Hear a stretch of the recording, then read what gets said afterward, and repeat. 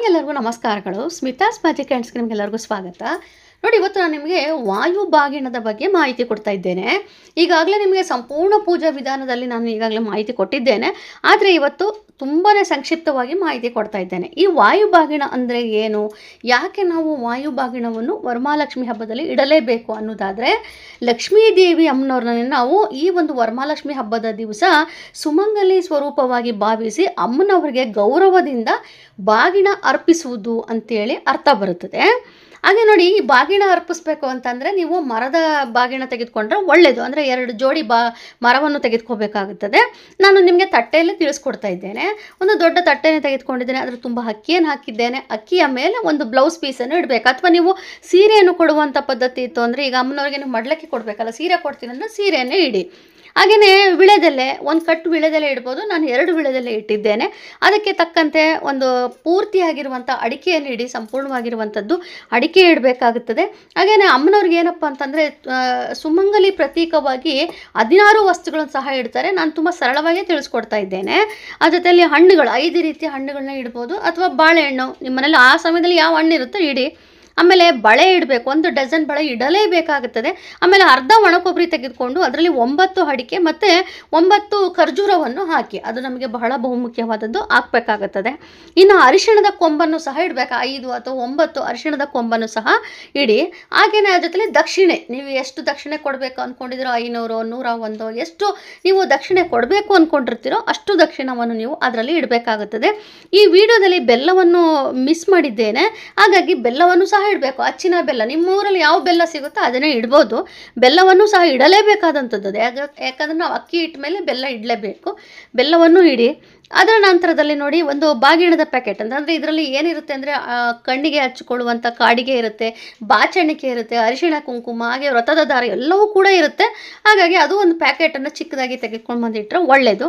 ಆಮೇಲೆ ನೀವು ಇಷ್ಟೆಲ್ಲ ಸಿದ್ಧತೆ ಆದ ನಂತರದಲ್ಲಿ ವ್ರತದ ದಾರ ಇಡಲೇಬೇಕಾಗುತ್ತದೆ. ಹಾಗೆ ಒಂದು ಕಾಯಿಯನ್ನು ಕೂಡ ಇಡಬೇಕಾಗುತ್ತದೆ. ಒಂದು ಕಾಯಿ ಅಮ್ಮನವ್ರಿಗೆ ಅಂತೇಳಿ ಒಂದು ಸಂಕಲ್ಪ ಮಾಡ್ಕೊಂಡು ಒಂದು ಕಾಯಿ ಇಡಿ.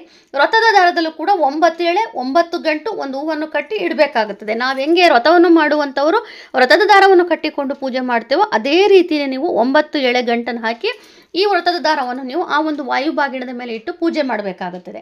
ಇದನ್ನು ನಾವು ಯಾವಾಗ ತೆಗಿಬೇಕು ಅಂದರೆ, ವಿಸರ್ಜನೆ ಮಾಡಬೇಕಪ್ಪ ಅಂತಂದರೆ ಬೆಳಿಗ್ಗೆ ನೀವು ಪೂಜೆಯನ್ನೆಲ್ಲ ಮಾಡಿದ ನಂತರದಲ್ಲಿ ಅಂದಿನ ದಿವಸವೇ ನೀವು ದೇವಸ್ಥಾನಕ್ಕೆ ತೆಗೆದುಕೊಂಡು ಹೋಗಿ ಕೊಡುವುದು ತುಂಬಾ ಶ್ರೇಷ್ಠವಾದದ್ದು. ಯಾಕಂದರೆ ಲಕ್ಷ್ಮೀ ಪೂಜೆ ದಿವಸ ಅಮ್ಮನವ್ರಿಗೆ ಮಡ್ಲಕ್ಕಿ ಕೊಟ್ಟರೆ ತುಂಬಾ ಒಳ್ಳೆಯದಲ್ವ. ಹಾಗಾಗಿ ಒಂದು ಪಕ್ಷದಲ್ಲಿ ಈಗ ನಿಮಗೆ ದೇವಸ್ಥಾನ ತುಂಬ ದೂರ ಇದೆ, ಅಥವಾ ಇಲ್ಲ ನಾವು ಮನೆಯಲ್ಲೇ ಕೊಡೋದಕ್ಕೆ ಇಷ್ಟಪಡ್ತೇವೆ ಅಂತ ಅನ್ನೋದಾದರೆ, ನಿಮ್ಮ ಸ್ವಂತ ತಾಯಿಗೇನೆ ನೀವು ಲಕ್ಷ್ಮೀ ಸ್ವರೂಪವಾಗಿ ಕೊಡಿ. ಅದರಲ್ಲೂ ದಂಪತಿ ಸಮೇತ, ಯಾರನ್ನೇ ಕರೆದ್ರೂ ಕೂಡ ದಂಪತಿ ಸಮೇತ ನೀವು ಕರಿಬೇಕು. ವಿಷ್ಣು ಲಕ್ಷ್ಮಿಯ ಸ್ವರೂಪ ಅಂತೇಳಿ ಅವರಿಗೆ ಕರೆದು ಅವರು ಮನೆ ಒಳಗೆ ಬರೋದಕ್ಕಿಂತ ಮುಂಚೆ ಅವರ ಕಾಲಿಗೆ ಕೂಡ ನೀವು ನೀರನ್ನು ಹಾಕಬೇಕಾಗುತ್ತೆ. ನಂತರದಲ್ಲಿ ಅವರು ಮನೆ ಒಳಗೆ ಬಂದ ಮೇಲೆ ಅವರಿಗೆ ದೇವರ ಮುಂದೆ ಕೂರಿಸಿ ಅಲ್ಲಿ ಅವರಿಗೆ ಕೈಗೆ ವ್ರತದ ದಾರವನ್ನು ನೀವೇನು ಸಿದ್ಧತೆ ಮಾಡಿಟ್ಟಿರ್ತೀರೋ ಅದೇ ವ್ರತದ ದಾರವನ್ನು ಕಟ್ಬಿಟ್ಟು ಆಮೇಲೆ ನೀವು ದಂಪತಿಗಳ ಸಮೇತ ಕರೆದ್ರೆ ಇನ್ನೂ ಒಳ್ಳೆಯದು.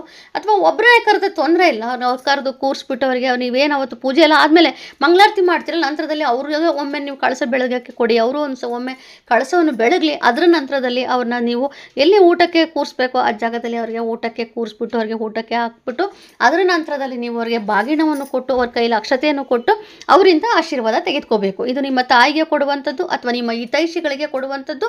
ಎಲ್ಲಕ್ಕಿಂತ ಮುಖ್ಯವಾಗಿ ಅಮ್ಮನವರ ದೇವಸ್ಥಾನಕ್ಕೆ ಕೊಡ್ಬೋದು. ಯಾವುದೇ ಅಮ್ಮನವ್ರ ದೇವಸ್ಥಾನ ಆಗಲಿ ಅವತ್ತಿನ ಸಮಯದಲ್ಲಿ, ಯಾಕಂದರೆ ನಾವು ಲಕ್ಷ್ಮೀ ಪಾರ್ವತಿ ದೇವಸ್ಥಾನನೇ ಹುಡ್ಕೊಂಡು ಹೋಗಬೇಕು ಅಂತಂದರೆ ಕಷ್ಟ ಆಗುತ್ತೆ ಎಲ್ಲ ಕಡೆನೂ.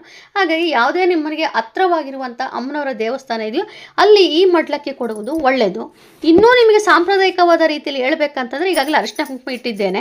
ಈ ಅರಿಶಿಣ ಕುಂಕುಮ ಪ್ರತಿಯೊಂದಕ್ಕೂ ಕೂಡ ಒಂದೊಂದು ಅರ್ಥವಿರುತ್ತೆ. ಈಗ ನೀವು ಅರಿಶಿಣ ಕುಂಕುಮ ಅಂದರೆ ಅದು ಒಂದು ಮಂಗಳಕರವಾದ ಒಂದು ದ್ರವ್ಯವಾಗಿರುತ್ತೆ. ಮಂಗಳ ಸೌಭಾಗ್ಯ ಮತ್ತು ಮಂಗಳ ಸ್ವರೂಪ ಅಂತೇಳಿ ಅಂತೇವೆ. ಹಾಗೆ ಸಿಂಧೂರ ಅಂದರೆ ಸೌಭಾಗ್ಯ ಮತ್ತು ಮಂಗಳ ಸ್ವರೂಪ.